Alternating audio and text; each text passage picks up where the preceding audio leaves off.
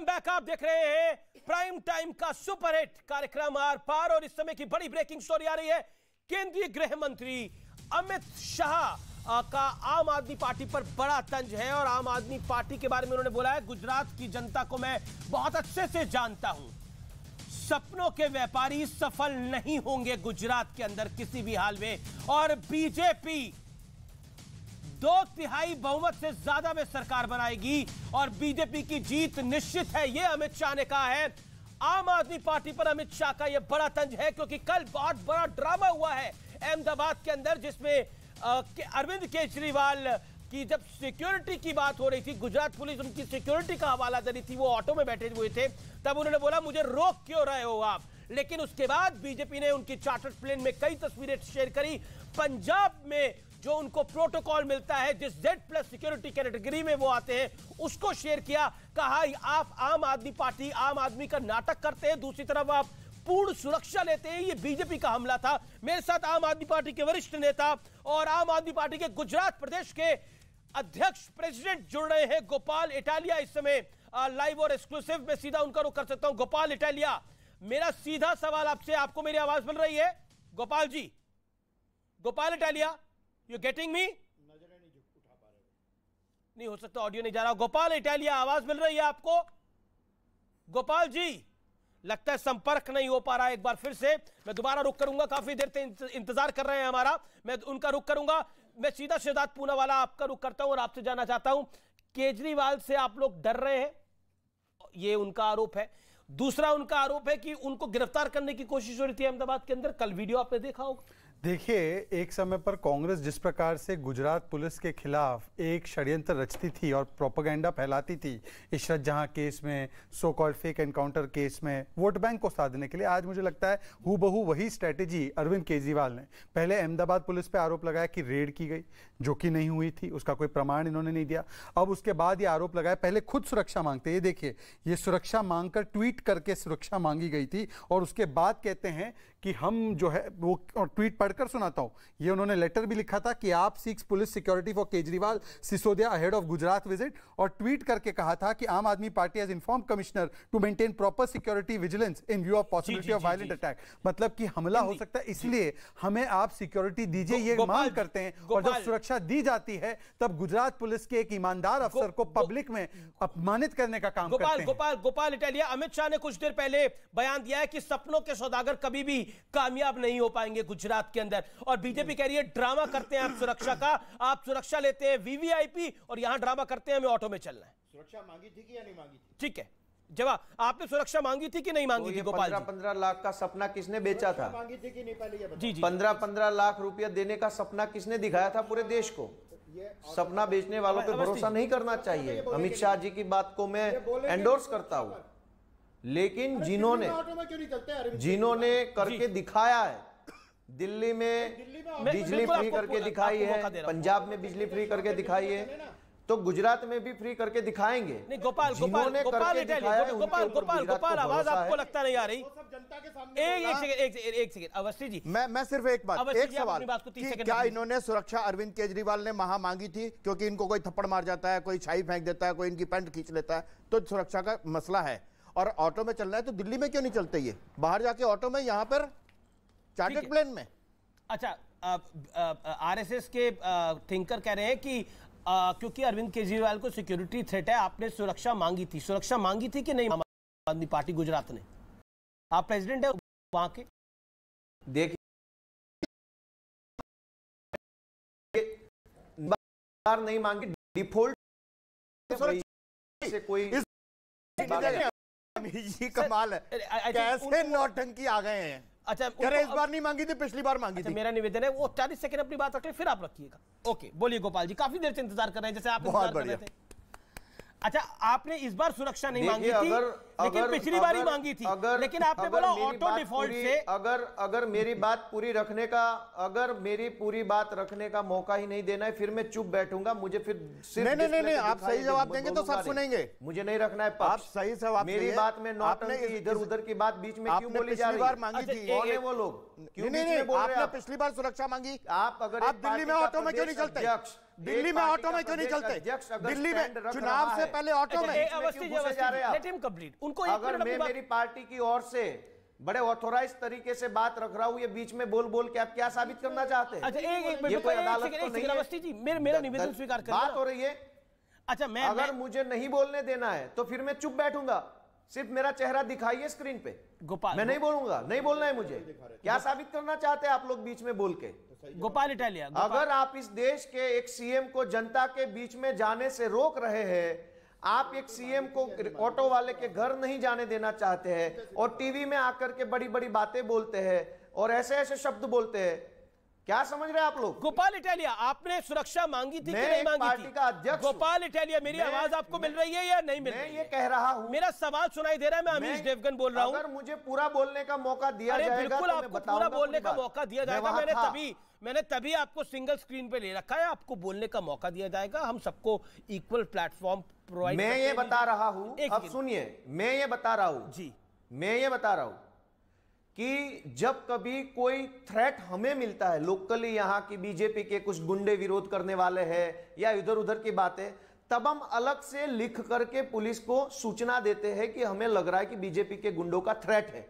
अगर कोई थ्रेट नहीं होता है तब अरविंद जी को एज ए सीएम साहब आप तय कर लेते हैं। इटालिया साहब, मेरा काउंटर क्वेश्चन के प्रोटोकॉल के एक सेकंड। अरविंद केजरीवाल जी दिल्ली के सीएम हैं, आपने खुद बोला, और वो प्रोटोकॉल को भी उनको फॉलो करना होता है। अब आप मुझे बताइए, थ्रेट का एस्टिमेशन आप करेंगे? आम आदमी पार्टी के कार्यकर्ता कौन सी इंटेलिजेंस एजेंसी से आते हैं जो थ्रेट का असेसमेंट वो करेंगे, या गुजरात की इंटेलिजेंस करेगी थ्रेट का assessment? Who will do the assessment? Prime minister की सिक्योरिटी का असेसमेंट या शहजाद पूनावाला बैठे ये असेस कर सकते हैं? ये एसपीजी करेगी। योगी आदित्यनाथ की थ्रेट का असेसमेंट क्या बीजेपी के कार्यकर्ता करेंगे? योगी आदित्यनाथ खुद करेंगे। अमित शाह की थ्रेट का असेसमेंट क्या इंटेलिजेंस एजेंसी करेंगी, क्या बीजेपी के कार्यकर्ता करेंगे? इंसाफ की अदालत लगा दी, आप ही कर लो सारा, आप ही कर लो। ये कानून की अदालत है, आप ही कर लो सारा, हमें नहीं करना है। आप मुझे बोलने दीजिए ना, आप इधर उधर मैं कुछ मेरी बात ही नहीं रख पा रहा हूं कि आम अगर दो सेंटेंस बोल रहा हूं बीच में घुस जा रहे हैं, दो सेंटेंस बोल रहा हूं बीच में घुस जा रहे, दो सेंटेंस बोला नहीं कि बीच में घुस गए, दो सेंटेंस बोला नहीं कि बीच में घुस गए, मेरी पूरी बात ही नहीं रखने दे रहे। बात करिए आप ही कानून, आप ही अदालत, आप ही इंटेलिजेंस, आप ही पुलिस, आप ही बीजेपी, आप ही आरएसएस, सारा आप बन के बैठे। ये नौटंकी है जी। अरे मुझे बोलने दीजिए। अब अगर मैं 10 सेंटेंस नहीं बोल पा रहा हूं, अच्छा आप 1 मिनट बोलिए, मेरे सवाल का जवाब दीजिए। आप 1 मिनट बोलिए, मेरे सवाल का जवाब दीजिए। मैं 10 सेंटेंस नहीं बोल पा रहा हूं। आप 10 नहीं, आपने 20 बोले हैं और आप अपनी बात को रख लीजिए। 1 मिनट और 1 सेकंड सर पे ऑल ऑडियोज डाउन। आपको मैं 1 मिनट देता हूं, मैं टाइमर को स्टार्ट करता हूं। अभी ड्रामा बंद करिए, सवाल का जवाब बोलने दे रहे जी, प्लीज बोलिए। 10 सेंटेंस आप एक पार्टी, आप 15 बोलिए सेंटेंस, सवाल का जवाब दीजिए जनाब। कैसे जवाब देंगे? मैं सारे सवाल का जवाब दे रहा हूं, दीजिए। अरविंद केजरीवाल जी को एज ए सीएम डिफॉल्ट रूप से सरकार की ओर से जो भी सिक्योरिटी मिल रही है प्रोटोकॉल के हिसाब से, नीति नियमों के हिसाब से, वो उनको हर वक्त मिलती रहती है। और अलग से अगर कोई सरकारी थ्रेट असेसमेंट है सरकार की एजेंसियों की ओर से, तब सरकार अपने आप से सिक्योरिटी बढ़ा देती है। वही तो दी। लेकिन एज ए पार्टी के वॉलंटियर हमें अगर अलग से कुछ लगता है कि बीजेपी के गुंडे इस बार विरोध करने जा रहे हैं या बीजेपी के गुंडे हमला करने की कोशिश कर रहे हैं, तब हम अलग से और लिख के देते हैं सूचना। तो सरकारी एजेंसियां थ्रेट असेसमेंट करती है, पार्टी की ओर से हमें जो इंफॉर्मेशन मिलती है तब हम लिख के देते हैं, और डिफॉल्ट रूप से जो है उनको सिक्योरिटी मिली है वो तो मिली ही मिली है। अब बात आती है कल रात के इंसिडेंट की। कल रात वहां पर मैं मौजूद था। कल रात अरविंद केजरीवाल जी ऑटो वाले भाई के घर जाना चाहते थे, उनके साथ खाना खाने चाहते थे। सिक्योरिटी एजेंसी को क्लियर इंस्ट्रक्शंस था कि अरविंद केजरीवाल को हर हाल में रोकना है, जाने नहीं देना है। सिक्योरिटी एजेंसी जो है वो सिक्योरिटी के लिए है, सिक्योर करने के लिए है, रोकने के लिए नहीं है। उनको किसी को रोकने का जो प्रोटेक्ट है, जिसको प्रोटेक्ट करना है,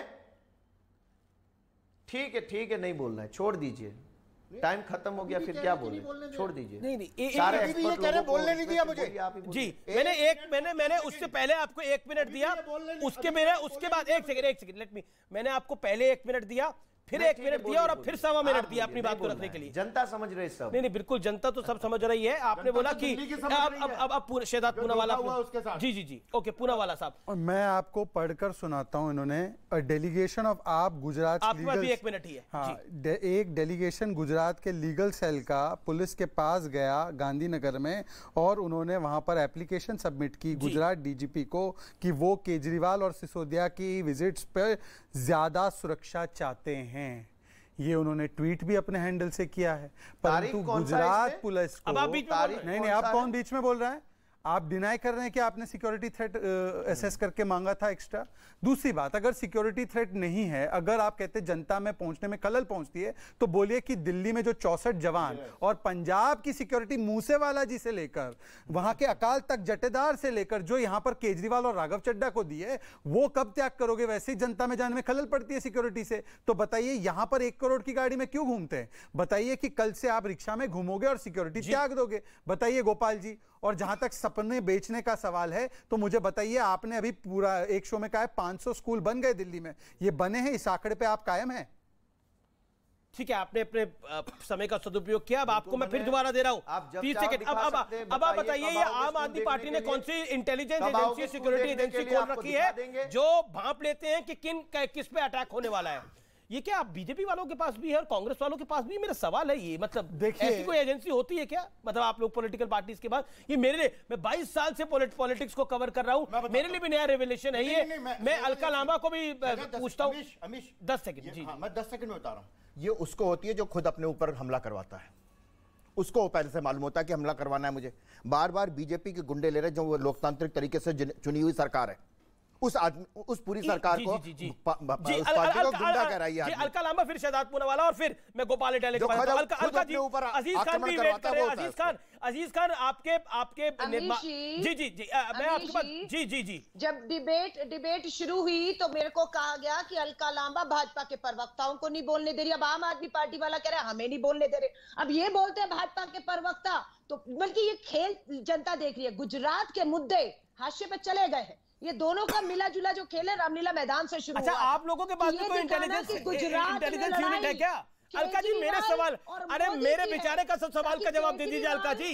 ये देखिए, मेरा सवाल ये है कि कांग्रेस के पास भी कोई इंटेलिजेंस यूनिट है? और तमाशा किया जाए, ड्रामा किया जाए। ये तमाशा और ड्रामा दिल्ली में हुआ, पंजाब में हुआ, गुजरात में करवाया जा रहा है मिला जुला कि मुद्दे पर मत आने दीजिएगा। और केजरीवाल ने एड़ी चोटी का जोर लगा दिया है कि जो गुजरात के मुद्दे हैं, जो वहां का व्यापारी है, जो वहां पर छोटा किसान भी अगर है, जो महिला है, जो बिल्किस बानो के बलात्कारियों को, दोषियों को मिठाई लड्डू हाथ डाले हैं, उस पर सवाल ना पूछे जाएं। 27 साल के कुशासन पर, हत्याओं पर सवाल ना पूछे जाएं। केजरीवाल को एक ड्रामा रचने के लिए बुला लिया और आज उस पूरे ड्रामे पर चर्चा है। गुजरात के मुद्दे हाशिए पर चले गए हैं, दिखाया जा रहा है। मेरा सवाल जो था उसका जवाब आंसर है अजीज खान। गुजरात के जो अभी तक चर्चा में नहीं आए हैं, give him that respect, he is waiting from long. Aziz भाई, माफी चाहता हूं, आपके पास काफी देर से आ रहा हूं, लेकिन क्या आपके पास भी कोई इंटेलिजेंस यूनिट है जो भांप लेती है कि सिक्योरिटी अखिलेश जी की थ्रेट में है? ऐसा कुछ है आप लोगों के पास यूनिट?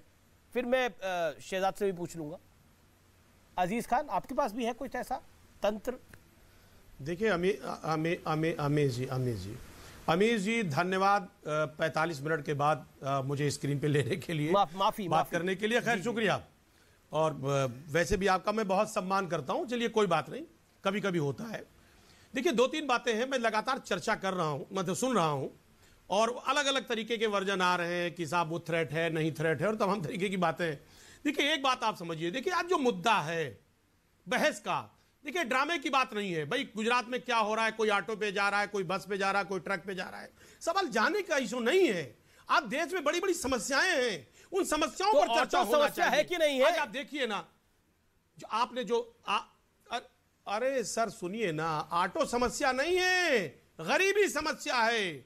और गरीबी को ये हटा रहे हैं, गरीबी को हटा नहीं रहे, ये गरीबों को हटा रहे, ये समस्या है। इस पर चर्चा होना चाहिए। कभी गरीबी पे कोई बात हुई? भाई ऑटो पे बात हो रही है, लेकिन जो ऑटो चालक है ना, ऑटो चालक है, कभी बीजेपी ने बात किया उस पर? आज ऑटो चालक की क्या स्थिति है, चाहे वो उत्तर प्रदेश हो, चाहे गुजरात हो, चाहे महाराष्ट्र हो, चाहे दिल्ली हो, कभी ऑटो चालकों पे बात हुई? अभी मिसफायर हो गया, गरीबी के दौर से गुजर रहा है, किन हालात में गुजर रहा है, किन परिस्थितियों में? देखिए सुनिए ना, देखिए रागिनी और खान साहब ने दोनों ने सच बात बोली थी, चाहे जितना झूठ ये लोग स्क्रिप्ट में लिख कर आए, सच बात निकल ही आती है। नहीं, मेरा नाम लिया है।